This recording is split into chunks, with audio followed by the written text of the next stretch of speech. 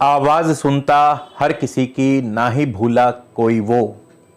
सबसे पहले याद उसकी, फिर सभी दुनिया की हो। नमस्कार, जय हिंद, जय भारत दोस्तों। स्वागत है आप सबका एक बार फिर से आपके अपने चैनल स्काई स्पीक्स पर। तो दोस्तों, आज हम बात करने वाले हैं मीन राशि और मीन लगन के लिए अप्रैल 2023 कैसा रहेगा। तो वीडियो के फर्स्ट पार्ट में हम मीन राशि पर बात करेंगे, यानी जिनका भी जन्म समय चंद्रमा मीन राशि में था, अर्थात जिनकी चंद्र राशि मीन है। तो वीडियो के फर्स्ट पार्ट में हम मीन राशि वालों पर बात करेंगे और वीडियो के सेकंड पार्ट में हम मीन लगन के जातकों के बारे में बात करेंगे कि उनके लिए अप्रैल 2023 कैसा रहेगा। आपकी सेहत, स्वास्थ्य, नौकरी, कारोबार, आपकी आर्थिक स्थिति, इस महीने कौन सी दशा अंतरदशा आपको क्या फल देने वाली है, इस महीने की लकी डेट्स कौन सी हैं, इस महीने कौन से नाम अक्षर के लोग आपके लिए विशेष रूप से शुभ रहेंगे, सक्सेस मंत्रा क्या रहेगा। और संक्षेप में यदि कहूं तो इस महीने 3 ग्रह, विशेषकर 3 ग्रह खोलेंगे आपकी किस्मत का ताला। जी हां, बिल्कुल सही सुना आपने। तो कहीं भी जाइएगा मत दोस्तों, आज का वीडियो बहुत ही खास, बहुत ही ज्ञानवर्धक होने वाला है। और यदि आपने अब तक हमारे चैनल को सब्सक्राइब नहीं किया है तो कृपया चैनल को सब्सक्राइब कर लीजिए, ताकि जब भी हम कोई नया वीडियो अपलोड करें तो आप तक पहुंचे सबसे पहले। इसके अलावा दोस्तों, पर्सनल कंसल्टेशन के लिए स्क्रीन पर दिए नंबर पर आप संपर्क कर सकते हैं। ऑफिस टाइमिंग में शुल्क लागू रहेंगे। तो चलिए सबसे पहले आगे बढ़ते हैं और सबसे पहले जान ले ग्रहों की चाल। बृहस्पति और सूर्य दोनों ही आपकी इस समय मीन राशि यानी चंद्रमा के ऊपर से गोचर कर रहे हैं। सूर्य 14 अप्रैल तक रहेंगे मीन राशि में, बृहस्पति भी 22 अप्रैल तक अपनी स्व राशि मीन में रहेंगे। और यहां पर इन दोनों के प्रभाव से बहुत ही शुभ योग का निर्माण हो रहा है, जिसके बारे में आगे चल के बताऊंगा। इसके अलावा सूर्य 14 अप्रैल और बृहस्पति 22 अप्रैल को आपके द्वितीय भाव में, धन भाव में चले जाएंगे। यहां पर बुध और राहु पहले से मौजूद होंगे। बुध और राहु पूरा महीना आपके धन स्थान मेष राशि में रहेंगे। शुक्र भी इस महीने के शुरुआत में आपके धन स्थान में है, लेकिन शुक्र 6 अप्रैल को ही आपके तृतीय भाव में चले जाएंगे, वृषभ राशि में। मंगल आपके चौथे भाव में है, मिथुन राशि में। मंगल अपनी शत्रु राशि में है। केतु आपके अष्टम भाव में है, तुला राशि में। और शनि आपके 12वें भाव में है, शनि कुंभ राशि में है। शनि की आपको साढ़े सती भी चल रही है और साढ़े सती का भी आप पर क्या प्रभाव रहेगा, इस पर भी हम संक्षेप में थोड़ी सी चर्चा करेंगे। तो चलिए सबसे पहले जान ले आपकी सेहत और आपके स्वास्थ्य के बारे में। तो जैसा कि मैंने बताया कि शनि की एक तो आपको साढ़े सती चल रही है, शनि आपके 12वें स्थान में है। हालांकि राशिपति बृहस्पति जो है इस महीने के आरंभ में अपनी राशि में है, लेकिन 22 अप्रैल को बृहस्पति भी आपके द्वितीय भाव में चले जाएंगे, राहु के साथ युति योग बनाएंगे और केतु भी अष्टम भाव में पड़े हैं। तो ऐसे में सेहत थोड़ी सी डाइसी रह सकती है। एक तो साढ़े सती का प्रभाव होने की वजह से अब शनि जो है आपको मिश्रित प्रभाव देंगे, क्योंकि एक तो शनि की साढ़े सती है, दूसरा शनि जो है चांदी के पाए में है, यानी चांदी का पाया शुभ माना गया है। तो शनि आपको दोनों प्रकार का फल प्रदान करेंगे, मिश्रित फल प्रदान करेंगे। सेहत और स्वास्थ्य के दृष्टिकोण से देखा जाए तो शनि 12वें भाव में शुभ नहीं है। द्वादशेश जब द्वादश भाव में आता है तो व्यय और खास करके स्वास्थ्य हानि अवश्य करता है। तो शनि के प्रभाव से, और क्योंकि राहु, बृहस्पति भी राहु के साथ आपके 22 अप्रैल के बाद बृहस्पति और राहु का एवं सूर्य और राहु का भी युति योग बनेगा, तो सेहत और स्वास्थ्य के दृष्टिकोण से बढ़िया नहीं है। ऐसे में खासकर आपको अपने रक्तचाप यानी बीपी का ध्यान रखना है, आपको अपने कोलेस्ट्रॉल का ध्यान रखना है।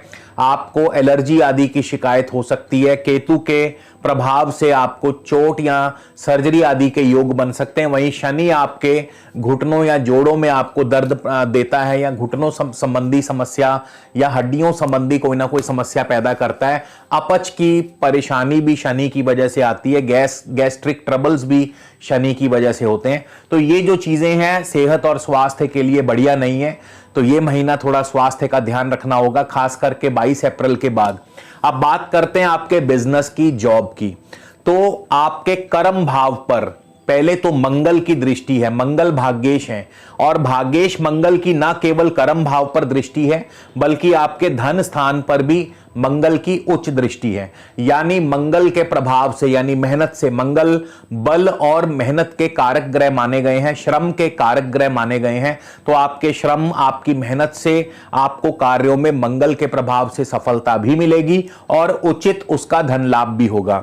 और इसके अलावा बृहस्पति की भी दृष्टि 22 अप्रैल से दशम भाव पर रहेगी, जिससे नौकरी कारोबार में अच्छे योग बनते नजर आ रहे हैं। नौकरी और कारोबार में आपको अच्छी सफलता, लेकिन उससे पहले भी बृहस्पति और सूर्य आपके इस समय मीन राशि में चल रहे हैं, और बृहस्पति और सूर्य ये दोनों राजसी ग्रह माने गए हैं। एक तो बृहस्पति और सूर्य, इन दोनों का योग ही अपने आप में बहुत शुभ माना गया है। इन दोनों के युति योग से ही राजयोग अपने आप ही बन जाता है, क्योंकि दोनों, जैसा मैंने बताया, राजसी ग्रह हैं और दोनों ही, बृहस्पति अपनी राशि में है, सूर्य मित्र राशि में है, तो शाही योग का निर्माण करते हैं। यानी शाही योग का अर्थ है कि बड़े बड़े अफसरों के माध्यम से, सरकार के माध्यम से, सरकारी अफसरों के माध्यम से, बड़े बड़े नेताओं के माध्यम से, या बड़े जो हाई क्लास ऑफिशियल्स हैं या जो हाई क्लास सोसाइटी है, उनसे आपको भरपूर सहयोग, सफलता और सपोर्ट मिलता रहेगा। धन लाभ भी आपको मिलता रहेगा। और बृहस्पति और सूर्य के अलावा मंगल जो भाग्येश हैं, भाग्येश मंगल भी इस समय आपके कर्म स्थान और आपके लाभ स्थान पर दृष्टि जमाए बैठे हैं। तो ये जो 3 ग्रह हैं, ये आपकी किस्मत का ताला खोल सकते हैं, इसमें कोई दो राय नहीं। लेकिन जैसा कि मैं हमेशा अपने हर वीडियो में बताते आया हूं कि गोचर कभी अपना स्वतंत्र फल नहीं देता है। गोचर आपकी जन्मकालीन ग्रह स्थिति और आपकी वर्तमान दशा अंतरदशा पर पूरी तरह से आश्रित होता है। तो क्योंकि जितने भी ये शुभ योग बनते हैं गोचर में, इनका फल आपको तभी प्राप्त होता है अगर आपकी कुंडली में भी ऐसे ही शुभ योग विद्यमान हो, अन्यथा गोचर जो है निष्फल चला जाता है। इसके बाद आपकी आमदनी की बात करें तो मंगल की शुभ दृष्टि रहेगी आपके लाभ स्थान पर, इनकम हाउस पर। और इसके अलावा सूर्य और बृहस्पति, हालांकि यहां पे राहु भी बैठे हैं, बुध भी बैठे हैं, शनि की दृष्टि है, लेकिन इन सब के बावजूद सूर्य जो है मेष राशि में उच्च होंगे और उनके साथ होंगे बृहस्पति। तो बृहस्पति और सूर्य दोनों जब मिल जाते हैं तो अच्छे अच्छे जो शत्रु हैं वो भी भाग जाते हैं। तो सूर्य और बृहस्पति का जो प्रभाव है, भले ही राहु उनके साथ है, लेकिन उनके बावजूद भी सूर्य और बृहस्पति धन स्थान में धन की वृद्धि करेंगे। और जैसा कि मैंने बताया, सरकार के माध्यम से, बड़े हाई ऑफिशियल्स या हाई क्लास लोगों के माध्यम से आपको अच्छी सफलता प्राप्त होगी। और एजुकेशन की बात करें तो आपके पंचम भाव पर बृहस्पति की उच्च दृष्टि रहेगी 22 अप्रैल तक। तो यहां पे पंचम भाव पर गुरु की दृष्टि होने से संतान की तरक्की, प्रगति और विद्या में विद्यार्थियों का प्रदर्शन भी बहुत बढ़िया रहेगा। आपके पारिवारिक जीवन की बात करें तो गुरु और मंगल दोनों की दृष्टि है। मंगल की दृष्टि जो है घर में कोई ना कोई मांगलिक कार्य संपन्न कराती है, लेकिन मंगल थोड़े से क्रूर ग्रह भी माने गए हैं। वहीं सूर्य और गुरु की दृष्टि भी रहेगी, तो पारिवारिक जीवन में थोड़ा सा अनबन हो सकती है, तालमेल की कमी हो सकती है। लव लाइफ आपकी बढ़िया चलेगी, गुरु की उच्च दृष्टि रहेगी आपके पंचम भाव पर, तो लव लाइफ भी ठीक ठाक रहेगी। और यदि हम भाग्य की बात करें तो भाग्य भाव पर गुरु और शनि दोनों का प्रभाव रहेगा। तो ऐसे में भाग्य जो है मिश्रित फल प्रदान करेगा। शनि की साढ़े सती की बात करें, अब देखिए शनि की साढ़े सती अवश्य आपको चल रही है, लेकिन शनि चांदी के पाए में है। शनि लाभ स्थान के स्वामी हैं और द्वादश भाव में बैठे हैं। तो शनि किसी बड़े निवेश को दर्शा रहे हैं, किसी बड़ी इन्वेस्टमेंट्स को दर्शा रहे हैं। हालांकि द्वादश भाव व्यय भाव माना गया है, तो जाहिर है खर्च भी अधिक होंगे, खर्चों की अधिकता से परेशानी भी होगी, स्वास्थ्य की हानि भी होगी, लेकिन शनि फिर भी किसी बड़े और बड़ी महत्वपूर्ण योजना की तरफ इशारा कर रहे हैं। और शनि आपको विदेश में भी सेटल करा सकते हैं, यानी विदेश यात्रा या फॉरेन सेटलमेंट भी करवा सकते हैं। तो ये था मीन राशि वालों के लिए अप्रैल 2023। वीडियो के अगले भाग में हम बात करेंगे मीन लगन पर, चर्चा करेंगे मीन लगन वालों के लिए अप्रैल का महीना कैसा रहेगा। तो कहीं भी जाइएगा मत दोस्तों, वीडियो का अगला हिस्सा जरूर देखिएगा। तो चलिए दोस्तों, बात करते हैं मीन लगन की। मीन लगन के लिए अप्रैल 2023 कैसा रहने वाला है, और लगन की बात होगी तो जाहिर है दशा अंतरदशा का भी जिक्र होगा। तो सबसे पहले हम शुरुआत करेंगे लगन के स्वामी बृहस्पति यानी गुरु से, कि अगर आपका मीन लगन में जन्म हुआ है तो गुरु की दशा अंतरदशा आपके लिए कैसा और क्या प्रभाव देने वाली है। तो गुरु आपके लगन और दशम भाव के स्वामी हैं। गुरु इस समय लगन में बैठे हैं, लेकिन गुरु इस दौरान 1 अप्रैल से रेवती यानी बुध के नक्षत्र में होंगे। बुध भी आपके चौथे और सप्तम भाव के स्वामी हैं, धन स्थान में बैठे हैं। यानी गुरु की दशा अंतरदशा इस महीने के आरंभ में बहुत ही अधिक आपको शुभ फल देने वाली है।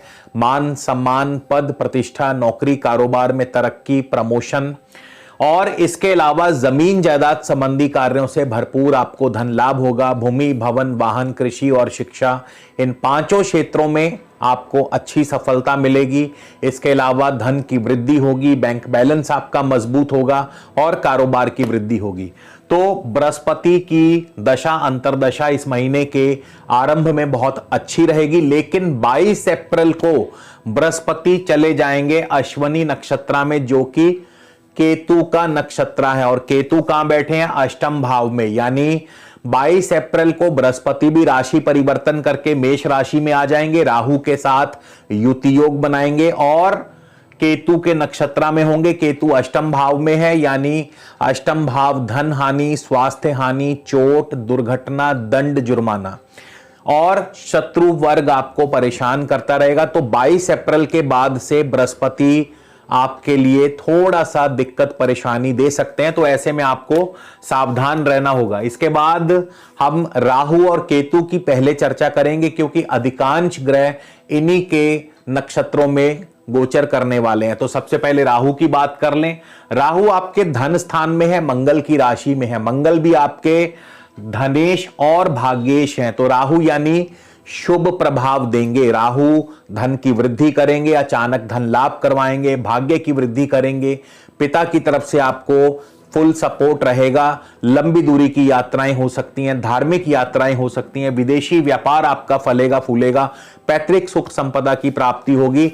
लेकिन राहु भी केतु के ही नक्षत्र में है, अश्विनी नक्षत्र में, और केतु अष्टम भाव में। तो ऐसे में चोट, दुर्घटना, सर्जरी या स्वास्थ्य हानि भी कर सकते हैं। तो थोड़ा सा राहु की दशा अंतरदशा में स्वास्थ्य के प्रति आपको सचेत रहना होगा। इसी तरह केतु की बात करें तो केतु स्वयं अष्टम भाव में है, शुक्र की राशि में है, और शुक्र भी तृतीय भाव के स्वामी है। तो 3 और 8 का ये कॉम्बिनेशन कभी भी अच्छा फल नहीं देता। स्थान परिवर्तन करवा सकता है, आपको व्यर्थ की भागदौड़ में फंसा सकता है, आपको मित्रों का, भाई बंधुओं का के साथ अनबन हो सकती है। इसके अलावा अष्टम भाव बाधाओं का है, विपत्तियों का है। अष्टम भाव हर काम में बाधा या अड़चन पैदा करता है।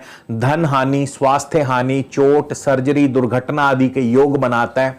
यहां तक कि कई बार सरकार से भी दंड या जुर्माना आदि हो सकता है। तो केतु अष्टम भाव में ज्यादा शुभ नहीं है, हालांकि केतु भी राहु के ही नक्षत्र में है। राहु धन भाव में, तो कहीं ना कहीं से आई चलाई अवश्य चलती रहेगी, लेकिन फिर भी केतु आपके लिए मुसीबत पैदा करते रहेंगे। तो केतु से आपको सावधान रहना होगा। इसके बाद सूर्य की बात कर लें कि सूर्य की दशा अंतरदशा आपके लिए कैसा फल देने वाली है। तो सूर्य 1 अप्रैल को सूर्य भी रेवती नक्षत्र में है, और रेवती नक्षत्र के स्वामी है बुध, जो कि आपके चौथे और सप्तम भाव के स्वामी होकर धन स्थान में है। और सूर्य भी आपके बहुत अच्छी शुभ अवस्था में है, आपके लगन में है। तो मान सम्मान, पद प्रतिष्ठा, नौकरी में तरक्की, कारोबार में तरक्की, प्रमोशन, और साथ ही साथ सूर्य भी क्योंकि बुध के नक्षत्र में है तो नई भूमि, नए भवन सुख की प्राप्ति, नए वाहन सुख की प्राप्ति, जमीन जायदाद संबंधी कार्यों से सफलता दिलवाते हैं। पढ़ाई में विद्यार्थियों का प्रदर्शन बढ़िया रहता है, और साथ ही साथ कारोबार की वृद्धि करते हैं, और धन की वृद्धि यानी बैंक बैलेंस भी आपका मजबूत करते हैं। माफ कीजिए 14 अप्रैल को सूर्य भी मेष राशि में किंतु अश्विनी नक्षत्र में प्रवेश कर जाएंगे। तो अश्विनी नक्षत्र के स्वामी केतु इस समय अष्टम भाव में है, तो आपके लिए वही सब फल प्रदान करेंगे जो केतु के अंतर्गत मैं आपको ऑलरेडी बता चुका हूं। इसके बाद 28 तारीख को सूर्य चले जाएंगे भरणी नक्षत्र में, जो कि शुक्र का नक्षत्र है। शुक्र भी तृतीय और अष्टम भाव के स्वामी होकर के तृतीय भाव में होंगे। तो ऐसे में शुक्र भी कोई खास आपको ज्यादा शुभ फल नहीं दे पाएंगे, यानी आपकी भागम भाग चलती रहेगी, व्यर्थ की भाग दौड़ चलती रहेगी, मित्रों से भाई बंधुओं से अनबन हो सकती है, आपको धन हानि, स्वास्थ्य हानि, शत्रु वर्ग आपको परेशान कर सकता है, हर कार्य में विघ्न और बाधाएं पैदा होंगी। तो सूर्य भी फर्स्ट हाफ में बहुत बढ़िया फल देंगे, लेकिन 14 अप्रैल के बाद से जैसे ही सूर्य मेष राशि में उच्च राशि में जाएंगे, हालांकि कहने को सूर्य उच्च राशि में जाने वाले हैं, लेकिन क्योंकि अश्विनी नक्षत्र में होंगे और अश्विनी नक्षत्र के स्वामी केतु अष्टम भाव में है, तो ज्यादा शुभ फल की अपेक्षा मत कीजिएगा अनटिल अनलेस कि आपकी कुंडली में अगर केतु बहुत ही शुभ अवस्था में है तो फल इसके विपरीत हो सकता है। तो इस चीज का ध्यान रखिएगा। इसके बाद बुध की बात कर लें तो बुध भी आपके मेष राशि में है। 1 अप्रैल को बुध भी अश्विनी यानी केतु के नक्षत्र में होंगे और फिर 8 अप्रैल को बुध चले जाएंगे भरणी यानी शुक्र के नक्षत्र में। तो चाहे वो केतु के नक्षत्र में हो या शुक्र के नक्षत्र में हो, बुध की दशा अंतरदशा आपके मार्ग में बाधाएं पैदा करेगी, आपके धन हानि, स्वास्थ्य हानि, चोट, दुर्घटना, शत्रुओं से परेशान रहेंगे, किसी से धोखा आदि आपको मिल सकता है। तो इन बुध की दशा अंतरदशा में आपको थोड़ा सावधान रहना होगा। इसके बाद शुक्र की बात कर ले, शुक्र स्वयं आपको कैसा और क्या फल देने वाले हैं। तो शुक्र 3 अप्रैल को होंगे कृतिका यानी सूर्य के नक्षत्र में, और सूर्य आपके छठे भाव के स्वामी होकर के लगन में बैठे हैं। सेहत और स्वास्थ्य का थोड़ा ध्यान रखें, ज्वर आदि की समस्या हो सकती है, सरदर्द हो सकता है, लेकिन सूर्य के प्रभाव से नौकरी में आपको अच्छी सफलता मिलती है शुक्र की दशा में। और इसके अलावा मान सम्मान भी बढ़ेगा, नई नौकरी मिल सकती है, नौकरी में परिवर्तन हो सकता है, पद प्रतिष्ठा की वृद्धि हो सकती है। तो शुक्र जो है सूर्य के नक्षत्र में बहुत ही बढ़िया फल देंगे। 14 अप्रैल को फिर शुक्र चले जाएंगे रोहिणी नक्षत्र में, जो कि चंद्रमा का नक्षत्र है। चंद्रमा आपके पंचमेश है, पंचम भाव के स्वामी है, संतान की तरक्की प्रगति में सहायक होंगे, शेयर मार्केट से लाभ मिल सकता है, लव लाइफ आपकी ठीक ठाक चलेगी, लेकिन नौकरी में आपको दिक्कत थोड़ी सी आ सकती है। उसके बाद 26 अप्रैल को शुक्र चले जाएंगे मृगशिर मंगल के नक्षत्र में। मंगल आपके धनेश और भाग्येश हैं, चौथे भाव में। धन और भाग्य भाव के स्वामी है मंगल, तो धन की वृद्धि करते हैं, भाग्य की वृद्धि करते हैं, धार्मिक यात्राएं, लंबी दूरी की यात्राएं, इंपोर्ट एक्सपोर्ट का कारोबार बढ़िया चलेगा, पिता की तरफ से फुल सपोर्ट रहेगा और जमीन जायदाद संबंधी कार्यों से भी अच्छा धन लाभ मिल सकता है। इसी तरह मंगल की स्वयं अपनी दशा अंतरदशा आपको कैसा फल देगी, तो मंगल आपके धनेश हैं, भाग्येश हैं, चौथे भाव में है, हालांकि शत्रु राशि में, लेकिन मंगल 1 अप्रैल को आर्द्रा यानी राहु के ही नक्षत्र में होंगे। राहु भी धन स्थान में मंगल की राशि में, तो ऐसे में धन की वृद्धि होगी, धन लाभ होगा, अचानक धन लाभ होगा, आपके भाग्य की भी वृद्धि होगी, धार्मिक यात्राएं, लंबी दूरी की यात्राएं, इंपोर्ट एक्सपोर्ट का कारोबार बढ़िया चलेगा। 22 अप्रैल को मंगल जाने वाले हैं पुनर्वसु गुरु के नक्षत्र में, और गुरु आपके लगन और दशमेश हैं, लग्नेश हैं, दशमेश हैं और द्वितीय भाव में होंगे। यानी मंगल जब गुरु के नक्षत्र में जाएंगे तो प्रोग्रेस, प्रॉस्पेरिटी, नेम, फेम, आपकी पद प्रतिष्ठा की वृद्धि करते हैं, नौकरी में प्रमोशन, कारोबार में तरक्की, हर प्रकार से धन लाभ और कार्यों में सफलता दिलाएंगे।